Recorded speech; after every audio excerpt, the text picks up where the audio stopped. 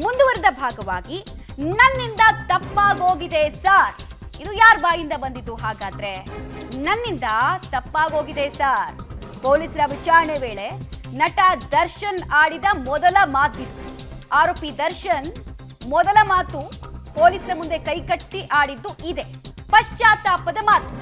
June 11ನೇ ತಾರೀಕು ಮೈಸೂರಿನಲ್ಲಿ ದರ್ಶನ್ ಅನ್ನ ಅರೆಸ್ಟ್ ಮಾಡಿರ್ತಾರೆ ಪೊಲೀಸರು.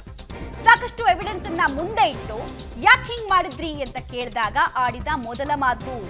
ಅನ್ನಪೂರ್ಣೇಶ್ವರಿ ನಗರ ಠಾಣೆಗೆ ಪೊಲೀಸರು ಆರೋಪಿಯನ್ನ ಕರ್ಕೊಂಡು ಬಂದ ಸಂದರ್ಭದಲ್ಲಿ ಯಾಕೆ ಹೀಗ್ ಮಾಡಿದ್ರಿ, ಏನೆಲ್ಲ ಆಯ್ತು ಹೇಳಿ ಅಂತ ಪ್ರಶ್ನೆಯನ್ನ ಕೇಳಿದ್ರು. ಆಗ ಕನ್ಫೆಷನಲ್ ಸ್ಟೇಟ್ಮೆಂಟ್ ಅನ್ನ ಶುರು ಮಾಡ್ತಾರೆ ದರ್ಶನ್. ಮೊದಲಾಡಿದ್ದೆ ನನ್ನಿಂದ ತಪ್ಪಾಗೋಗಿದೆ ಸರ್ ಅನ್ನುವಂತಹ ಪ್ರಾಯಶ್ಚಿತ್ತ ಮಾತು. ಹೀಗೆ ಹೇಳ್ತಾನೆ ಪೊಲೀಸರ ಮುಂದೆ ತಲೆ ತಗ್ಗಿಸಿದ್ರಂತೆ. ದರ್ಶನ್ ನಿಂದಲೇ 22 ಪುಟಗಳ ಹೇಳಿಕೆಯನ್ನ ಅಧಿಕಾರಿಗಳು ದಾಖಲಿಸಿದ್ದಾರೆ. ಸಾಮಾನ್ಯವಾಗಿ ಆರೋಪಿಯಿಂದ ದಾಖಲಾಗುವಂತಹ ಸ್ಟೇಟ್ಮೆಂಟ್ ಅನ್ನ CRPC 161 ಅಡಿಯಲ್ಲಿ ರೆಕಾರ್ಡ್ ಮಾಡ್ಕೊಳ್ತಾರೆ ಪೊಲೀಸರು. ಸೊ ಇಲ್ಲೂ ಕೂಡ ಆಲ್ಮೋಸ್ಟ್ ಆರೋಪಿ ದರ್ಶನ್ ಕೊಟ್ಟಂತಹ ಸ್ಟೇಟ್ಮೆಂಟ್ ರೆಕಾರ್ಡ್ ಆಗಿರೋದು 22 ಪುಟಗಳಲ್ಲಿ. ಅದರಲ್ಲಿ ಮೊದಲ ಪುಟವನ್ನ ತೆರೆದಾಗ ಗೊತ್ತಾಗೋದೆ ಆತ ಪಶ್ಚಾತ್ತಾಪದ ಮಾತುಗಳನ್ನಾಡಿತು.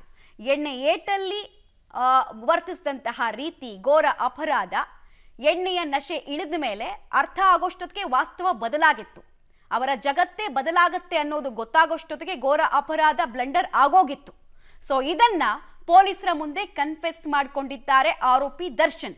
22 ಪುಟಗಳ ಕನ್ಫೆಷನಲ್ ಸ್ಟೇಟ್ಮೆಂಟ್ ನಲ್ಲಿ ಇದೆಲ್ಲ ವಿಚಾರಗಳು ಗೊತ್ತಾಗಿದೆ ಅನ್ನೋದು ತಿಳಿದು ಬರ್ತಾರೆ. ಡೀಟೇಲ್ಸ್ ಕೊಡ್ತಾರೆ ಉಮೇಶ್, ನೇರ ಸಂಪರ್ಕದಲ್ಲಿ ಜಾಯಿನ್ ಆಗ್ತಾ ಇದ್ದಾರೆ. ಉಮೇಶ್, ಮಿಂಚಿ ಹೋದ ಕಾಲಕ್ಕೆ ಚಿಂತಿಸಿ ಫಲವಿಲ್ಲ ಅನ್ನೋ ರೀತಿನಲ್ಲಿ ತಪ್ಪಾಗೋಗಿದೆ ಅಂತ ಜೂನ್ 11ನೇ ತಾರೀಕು ಹೇಳೋಕ್ ಮುಂಚೆ ಜೂನ್ 8ನೇ ತಾರೀಕೆ ಹಿಂಗ್ ಮಾಡೋದು ಸರಿಯಲ್ಲ ಅಂತ ಒಂದು ಕ್ಷಣ ಅನಿಸಿದ್ರು ಕೂಡ ಅವತ್ತು ಕೈ ಕಟ್ಟೋ ಪರಿಸ್ಥಿತಿ ಬರ್ತಿರ್ಲಿಲ್ಲ ಅನ್ಸುತ್ತೆ. 22 ಪುಟಗಳ ಕನ್ಫೆಷನಲ್ ಸ್ಟೇಟ್ಮೆಂಟ್ ನಲ್ಲಿ ಏನೆಲ್ಲ ಅಂಶಗಳನ್ನು ಹೇಳಿದಾರಂತೆ? ಖಂಡಿತವಾಗ್ಲೂ ಮಮತಾ, ಯಾಕೆಂದರೆ ರೇಣುಕಾ ಸ್ವಾಮಿಯನ್ನು ಕಿಡ್ನಾಪ್ ಮಾಡ್ಕೊಂಡು ಬಂದ ವೇಳೆಯಲ್ಲಿ ಆತನಿಗೆ ಒಂದು ವಾರ್ನಿಂಗ್ ಕೊಟ್ಟು ಕ್ಷಮೆ ಕೊಟ್ಟಿದ್ರೆ ಇವತ್ತು ಆತ ಜೈಲಿಗೆ ಸೇರುವಂಥ ಪ್ರಮೇಯನೇ ಬರ್ತಿರಲಿಲ್ಲ. ಅವತ್ತೆಲ್ಲ ರಾಜಾರೋಷವಾಗಿ ಚಿತ್ರಹಿಂಸೆ ಕೊಟ್ಟು ಆತನನ್ನು ಕೊಲೆ ಮಾಡಿದರು. ಕೊಲೆ ಮಾಡಿದ ನಂತರದಲ್ಲಿ ಭಾನುವಾರ ಒಂದು ವಿಶೇಷ ಪೂಜೆಯಲ್ಲಿ ಕೂಡ ಭಾಗಿಯಾಗ್ತಾರೆ. ಭಾಗಿಯಾದ ನಂತರದಲ್ಲಿ ಅವತ್ತೇ ನಟ ದರ್ಶನ್ ಮೈಸೂರಿಗೆ ಹೋಗಿರ್ತಾರೆ. ಮೈಸೂರಿಗೆ ಹೋದ ನಂತರದಲ್ಲಿ ಭಾನುವಾರ ಮತ್ತು ಸೋಮವಾರ 2 ದಿನ ಕೂಡ ಮೈಸೂರಲ್ಲೇ ಇರ್ತಾರೆ. ಮೈಸೂರಲ್ಲಿದ್ದಂಥ ವೇಳೆಯಲ್ಲಿ ಪೊಲೀಸರಿಗೆ ಯಾವಾಗ ಈ ನಟ ದರ್ಶನ್ ಕೈವಾಡ ಇದೆ ಕೊಲೆ ಪ್ರಕರಣದಲ್ಲಿ ಅಂತೇನು ಗೊತ್ತಾಗುತ್ತೆ, ಆ ಸಂದರ್ಭದಲ್ಲಿ ಅಲರ್ಟ್ ಆಗುವಂಥದ್ದು. ಸೋಮವಾರ ಸಂಜೆ ಹೊತ್ತಿಗೆ ಅಧಿಕೃತವಾಗಿ ಅಧಿಕಾರಿಗಳು ಒಂದು ಮೀಟಿಂಗ್ ಮಾಡ್ತಾರೆ.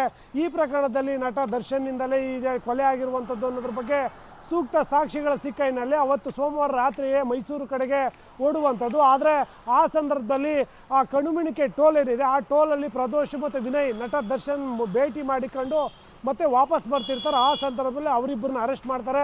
ಅರೆಸ್ಟ್ ಮಾಡ್ಕೊಂಬಂದು ಮತ್ತೆ ಅವ್ರ ಹತ್ರ ಒಂದಷ್ಟು ಮಾಹಿತಿಗಳು ತೆಗೆದುಕೊಂಡು ಅವತ್ತು ತಡರಾತ್ರಿ ಸೋಮವಾರ ತಡರಾತ್ರಿ 7 ಗಂಟೆ ಹೊತ್ತಿಗೆ ಬೆಂಗಳೂರಿಂದ ಹೊರಟ ಅಧಿಕಾರಿಗಳು ಬೆಳಗಿನ ಜಾವದ ಹೊತ್ತಿಗೆ ಮೈಸೂರಿನ ಖಾಸಗಿ ಹೋಟ್ಲಿಗೆ ಹೋಗಿರ್ತಾರೆ. ಖಾಸಗಿ ಹೋಟ್ಲಲ್ಲಿ ಆತನನ್ನು ಬಂಧನ ಮಾಡುವಂಥದ್ದು.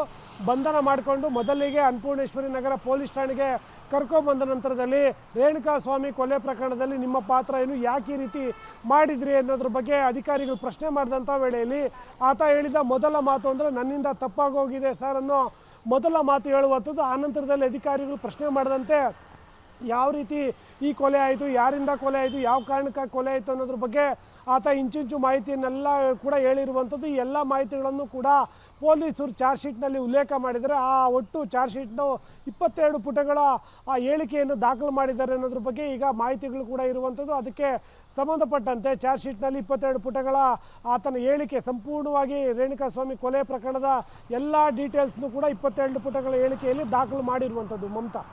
ಓಕೆ ಉಮೇಶ್, ಹಾಗೆ ಸಂಪರ್ಕದಲ್ಲಿರಿ, ವಾಪಸ್ ಬರ್ತೀನಿ.